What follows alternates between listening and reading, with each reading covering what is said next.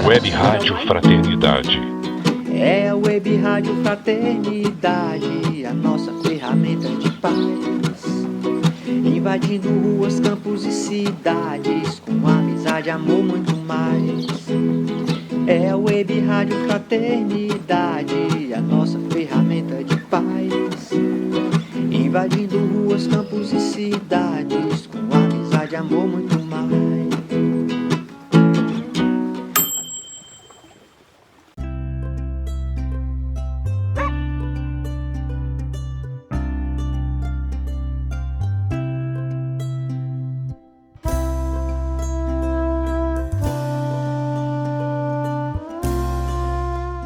Web Rádio Fraternidade, a emissora do bem na internet.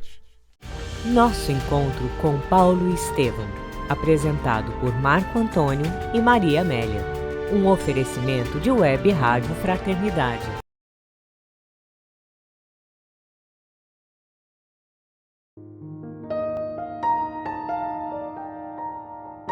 Olá, queridos amigos da Web Rádio Fraternidade, que vieram e que participam ou vão vir ainda, depois de gravados, ao nosso encontro. Já estamos no programa de número 73. Encerramos aí o capítulo 3º, hoje dando início ao capítulo 4º da segunda parte. Vamos elevar os nossos corações ao alto, rogando a Jesus que nos inspire, que nos ilumine, fazendo-nos compreender melhor suas lições por meio desses abnegados trabalhadores de sua seara desde a mais remota época. Assim seja. Assim seja. E agradecemos aí a todos aqueles, personagens que estiveram conosco, encerrando esse capítulo 3º, no mais alto estilo, com a grande sugestão que a gente adota, Marco Antônio, para a nossa vida, que é a nossa reflexão que começamos o programa de hoje, que é aquele quarteto, de ações que Abigail sugere a Saulo e que vai acompanhá-lo em toda a sua jornada. Esse capítulo 4 se chama Primeiros Labores Apostólicos. E aí a sugestão é: ama, trabalha, espera e perdoa. Você me ajuda, Marco Antônio? Opa. Eu começo com o ama, Ela colocou na frente esse verbo no imperativo, imperativo do verbo amar, e do verbo amar no seu sentido intransitivo, não amar alguém ou amar alguma coisa, mas simplesmente amar, que é o nosso propósito, o propósito a que fomos criados, e é diferente de ser amados. Porque nós já fomos criados pelo amor divino. Nossa essência é esse puro amor de Deus, por tudo que faz, pela sua criação. Então, às vezes, as nossas carências afetivas é justamente a dificuldade de alcançar esse sentimento por excelência que o Evangelho, na lei de amor, naquela belíssima lição de Lázaro, ele vai falar para nós que é o cume, é a excelência do sentimento, é o amor. E a gente lembra daquela música, do Porto Amor. É onde devemos chegar para que tenhamos essa intimidade com Deus, assim como Jesus tinha a identidade do sentimento amoroso. Não amor eros, não amor filhos, é o amor ágape, esse amor que transcende qualquer sentimento de prisão, é aquele que nos liberta. A gente lembra assim, ainda estamos naquele casulo, quebrando a casca do nosso orgulho, da nossa vaidade, né, de tudo aquilo que nos impede de expandir essa luz, né, que em vibrar nessa sintonia. E a gente vai lembrar aqui do nosso amigo, artista, cantor Moacir Camargo. E ele fez uma música que chama Ama. Ama que o amor eleva. Viverás na terra sem tocar o chão. Ama afugenta as dores. Pensamentos, flores te envolverão. Ama que a natureza e toda a beleza é fruto do amor. Ama que a lei divina que o mestre ensina é a lei de amor. Ama que a canção mais bela é a que revela as notas do amor. Ama que o amor te espera nas altas esferas para compartilhar. Ama que o amor te inspira, faz do peito a lira, livre a ecoar. Ama que o amor é leve. Gratidão, Moacir, por essa música tão inspirada, que nos fala de uma forma tão poética sobre o ama,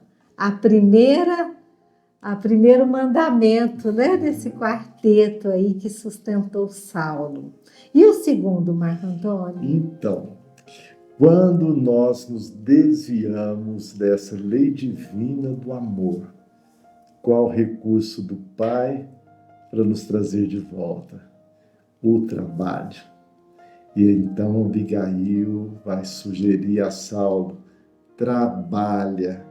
O trabalho, então, para aquele espírito que ocupou postos de destaque no campo social, no campo político, ou que se desviou de qualquer forma e que não soube honrar esse cargo, ou que se desviou de qualquer forma dessa lei divina, ele vai se restabelecer por meio do trabalho honesto, digno, simples, modesto.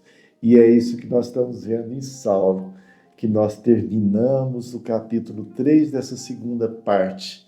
Saulo, com seu tear, se estabelece em Tarso e ali vai desenvolver esse ofício de tecelão, o humilde tecelão que a gente aprendeu a amar, né? E Voltaire nos fala que o trabalho afasta de nós 3 grandes males: o tédio, o vício e a necessidade. Então, o que a gente estuda na lei do trabalho, lá no Livro dos Espíritos, é que o trabalho é imposto como meio de sobrevivência, e é isso que a gente vai encontrar lá no Velho Testamento, né? Ganhar o pão com o suor do seu rosto. Esse trabalho é aquela lei para nos manter ocupados, para ocupar a nossa mente que nos desvia dos vícios, que nos tira do tédio e que afasta as necessidades. E é esse trabalho, então, por meio do trabalho, realizando obras, que o Espírito edifica a si próprio. E se a gente observar, tudo na natureza trabalha.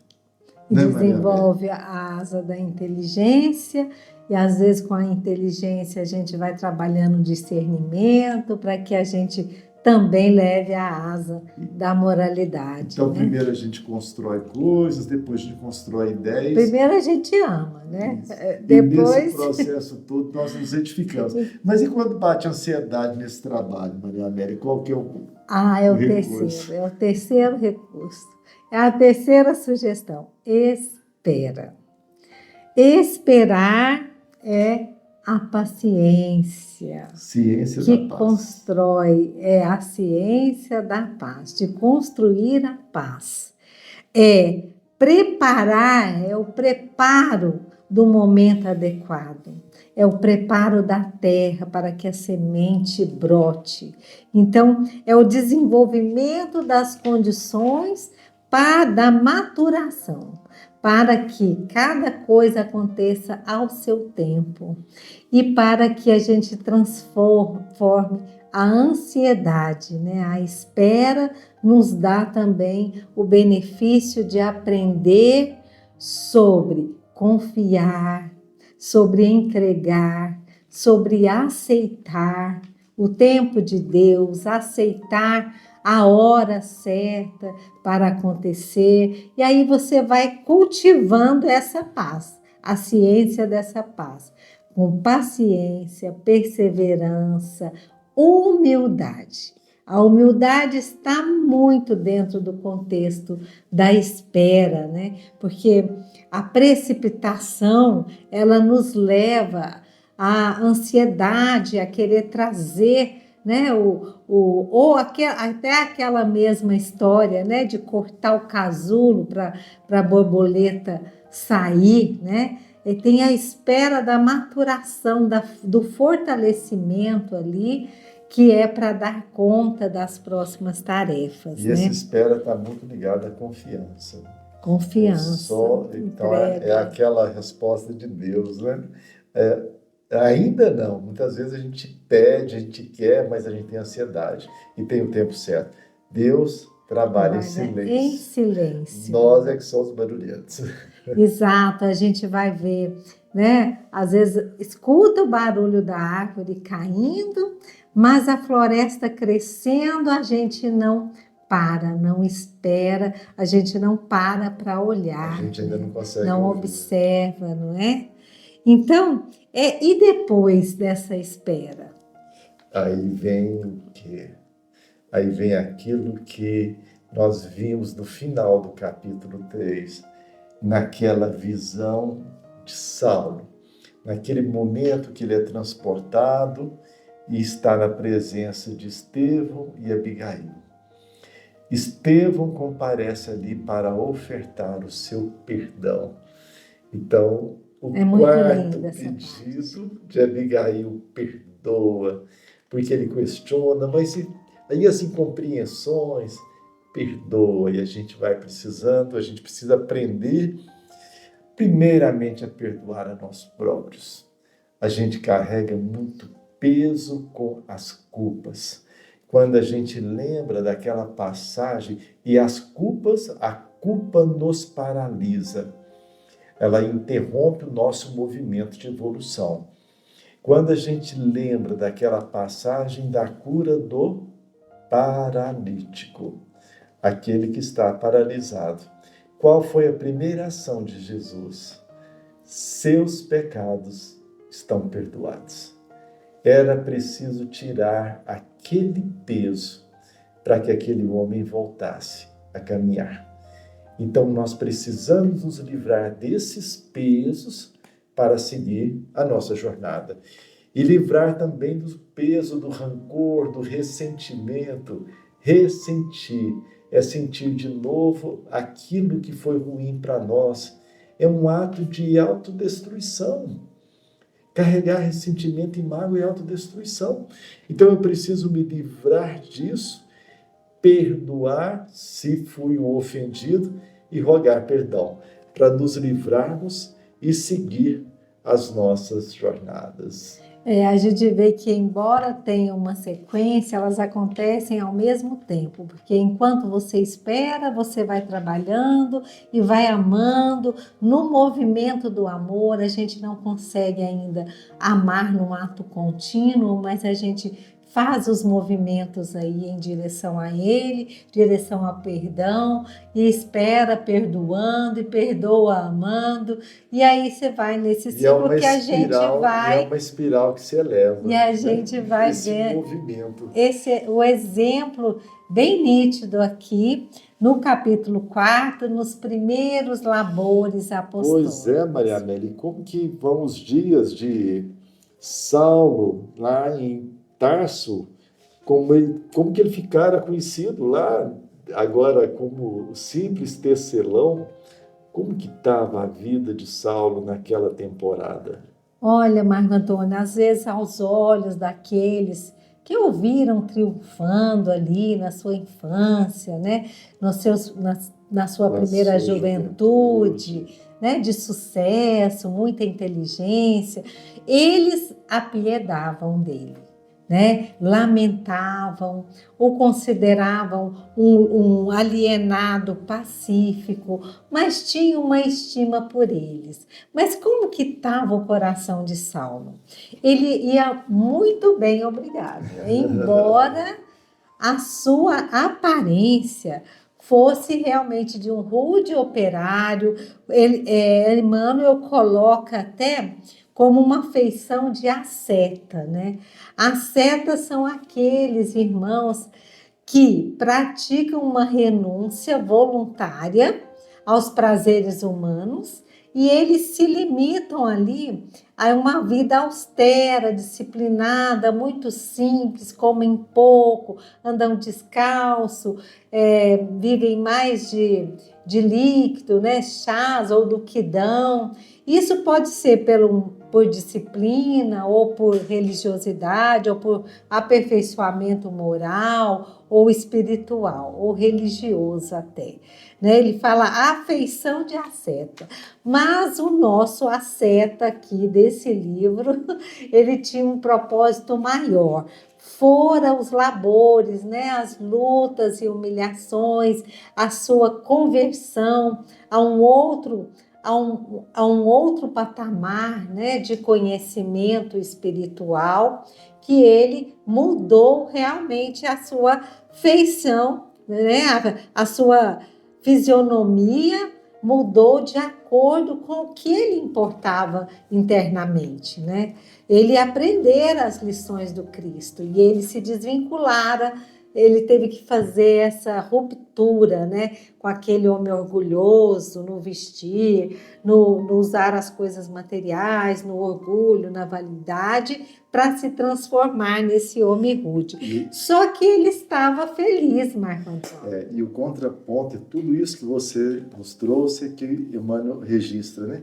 A atitude humilde que era agora o seu traço dominante. Exato. Então, todo aquele tempo no deserto, toda aquela a sua volta ali em Damasco, o que ele sofreu em Jerusalém, agora já colhia, né? É a árvore agora que já começa a dar os frutos. Porque né, ele ganhou aquela paz, a serenidade. Olha como Emmanuel é interessante. Ele fala, né?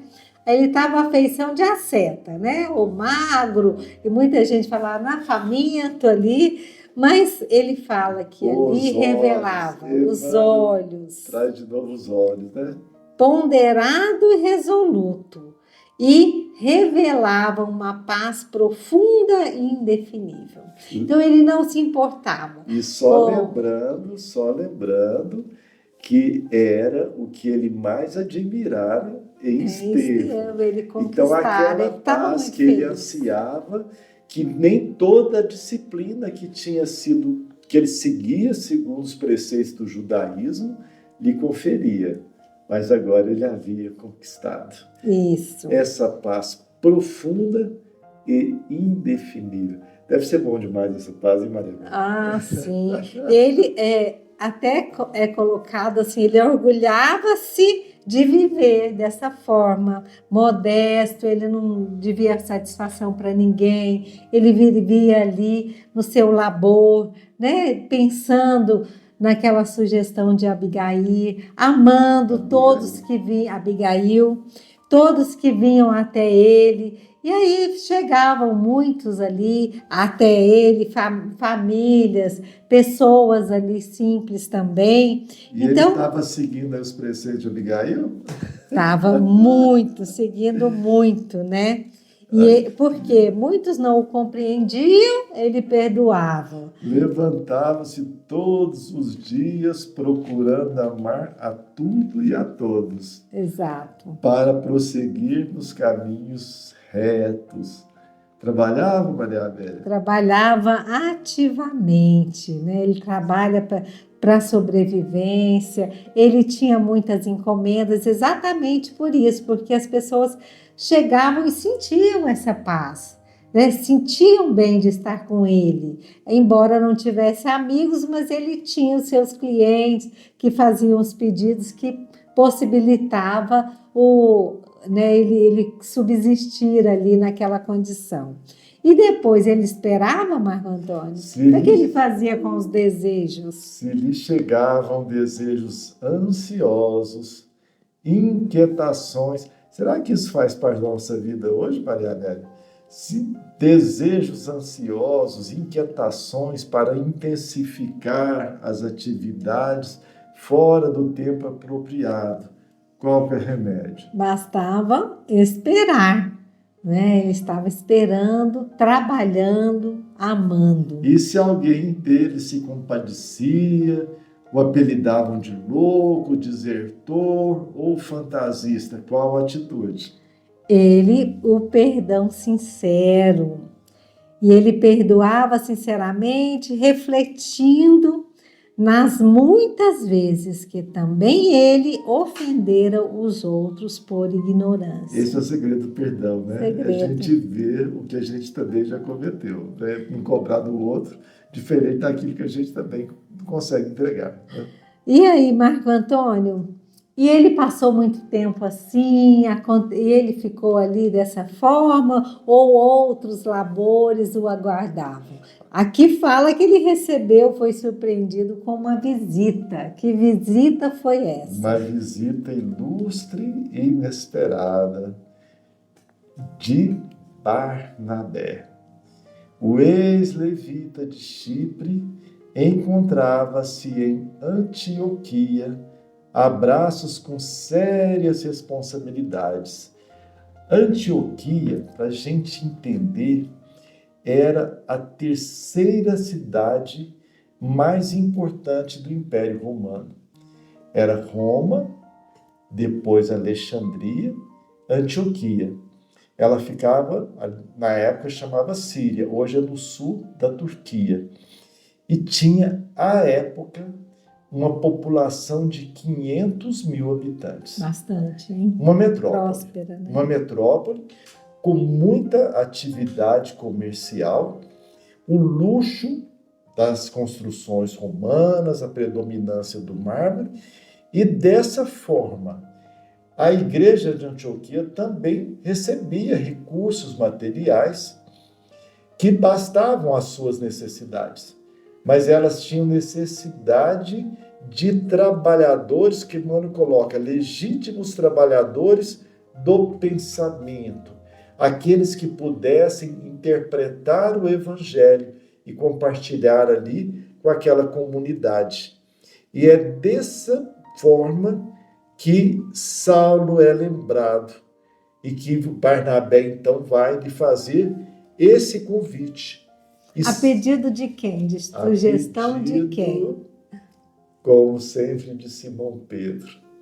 As inspirações do alto, aquela proximidade com Cristo que Simão havia estabelecido. Então ele recebe essa inspiração e pede a Barnabé para que vá convidar esse companheiro. E Saulo recebe de bom grado o convite para esse concurso fraterno. Mas ele estabelece uma condição, que ele iria levar o seu tear e continuaria ganhando o seu alimento, a sua subsistência com o seu trabalho. Ele não queria pesar para a comunidade. E a gente vai ver esse mesmo movimento em dois grandes exemplos para nós do movimento espírita, que é o Chico Xavier, que fez toda uma carreira, né, todo um trabalho, um ofício ali, né, como funcionário público, e Divaldo Pereira Franco, também como funcionário público, não pesando para a comunidade. Então, Saulo aceita esse convite e dirige-se, né, ele dirige-se com Barnabé até Antioquia. Maria Amélia, fala para nós, como é que foi esse início dos labores lá em Antioquia? Então, E dá uma vontade de conhecer essa comunidade. eu penso que assim foi aquele momento, né, tão aguardado por ele. A gente lembra que como ele era afoito assim para já chegava, ele passou pela sinagoga de Damasco, né, por 2 vezes, né, quando se converteu, depois quando voltou do deserto, depois em Jerusalém ele insistiu, foi lá na sinagoga dos Cilícios, né, e aí ali ele chega, só que ele está muito, né, modificado, agora ele está assim, moldado, né, moldado ali por todo esse caminho que ele percorreu, né, aquele homem velho, né, já havia ganhado aquele barro propício, né, para o trabalho com Cristo. Essa atitude humilde, né, que Emmanuel fala. E aí ele vai chegar humildemente, ele vai chegar e sentar nos últimos lugares, e ele vai, né, trabalhar, e ele vai cooperar, e já se coloca ativamente cooperando com os amigos, né? E ele vai ganhando o respeito daqueles que conviviam com ele, né? E aqui fala de forma muito clara, ó, durante largas horas do dia, ele consertava os tapetes e exercia seu ofício. E ele ganhava o necessário para viver e tornou-se um modelo no seio da nova igreja, utilizando o grande cabedal de experiência já adquirido nas refregas, e põe refregas nisso, né? E padecimentos do mundo jamais o viam ocupar os primeiros lugares. Nos Atos dos Apóstolos, vemos-lhe o nome citado sempre por último, quando se refere aos colaboradores de Barnabé. Saulo havia aprendido a esperar. Na comunidade, preferia os labores mais simples, sentia-se bem atendendo aos doentes numerosos. Recordava Simão Pedro, que foi um grande professor para Saulo, e procurava cumprir os deveres na pauta da bondade despretensiosa, embora imprimisse em tudo o traço da sua sinceridade e franqueza quase ásperas. Olha como Emmanuel vem afirmando aquela personalidade firme que ele tinha, né? Agora aliado à bondade, à amorosidade, né? E aí, Marco Antônio, Saulo vai começar ali a pregação? Como que ficou? Ele vai colaborar também, né, naquilo que ele mais tinha de talento, que era a sua eloquência no falar? Ainda não. Geralmente eram Barnabé e Manaém, os pregadores mais destacados, ministrando o evangelho às assembleias heterogêneas. Saulo de Tarso limitava-se a cooperar nas tarefas mais simples, como você colocou. Ele mesmo notara que Jesus, por certo, recomendara absoluto recomeço em suas experiências. Certa feita, fez o possível por conduzir as pregações gerais, mas nada conseguiu. A palavra tão fácil noutros tempos parecia retrair-se-lhe na garganta. E por que será? Né? Aqui será que era porque ainda trazia traços do doutor da lei ao ocupar a tribuna? Talvez ainda evocasse aquele doutor da lei. Seria preciso um outro movimento ainda, né, Maria Amélia, que nós vamos ver na próxima semana, para que essa palavra começasse a fluir. Não obstante as barreiras que se antepunham às suas atividades, jamais se deixou avassalar pelo desânimo. Então ele não se deixou afetar pelo desânimo e foi mesmo afastado da pregação discretamente por Barnabé, né?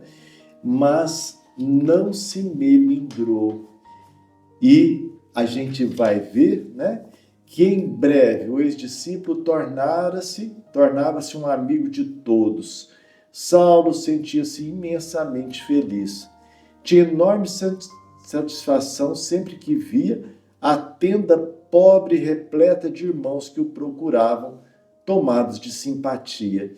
Então ele começa a atender essas pessoas, irmãos lá da igreja de Antioquia, ele começa a atender essas pessoas lá na sua tenda. Ele começa lá nesses últimos lugares que ele sentava, ele começa a esclarecer também esses irmãos quando buscavam a sua palavra de conforto. E aí, nós já estamos no final do nosso encontro de hoje e trazendo sempre a reflexão. Vamos pensar nessa situação que Saulo passou, que a palavra não fluía e ele foi afastado dessa atividade. Em algum momento, Maria Amélia, nós já nos vimos com bloqueio de alguma atividade que nos era própria, alguma coisa que eu fazia com tanta naturalidade e de repente fica bloqueada. Como foi essa experiência dolorosa? E se algum amigo atuou nesse sentido, eu sei guardar o melindre? Vamos aguardar o próximo encontro, sempre com muita alegria. Pensemos nisso, que Jesus nos ampare. Assim seja, aguardamos vocês. Você acompanhou nosso encontro com Paulo e Estevão, apresentado por Marco Antônio e Maria Amélia. Um oferecimento de Web Rádio Fraternidade.